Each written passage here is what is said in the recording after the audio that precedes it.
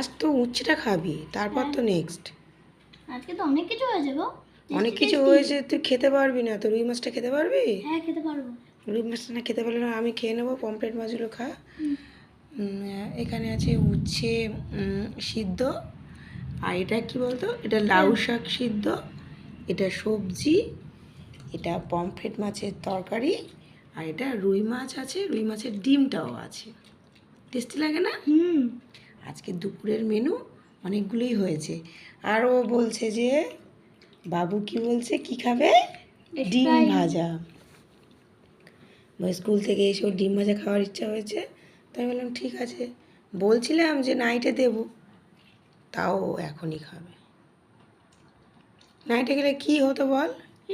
না ঠিক আছে, তাদের উচ্ছেটা খেয়ে নে, অনেক বেলা হয়ে গেছে বাবা। মাছগুলো আমি ছাড়িয়ে দিচ্ছি, ঠিক আছে? তোকে ছাড়িয়ে দিয়ে তারপর তুমি ভাত খাবো বল? আমি কখন খাবো? বিকেল হয়ে গেল তো। তুমি এখন খাওনি? তা আমি এখন খাবো? তুই না আসলে আমি এখন খাবো?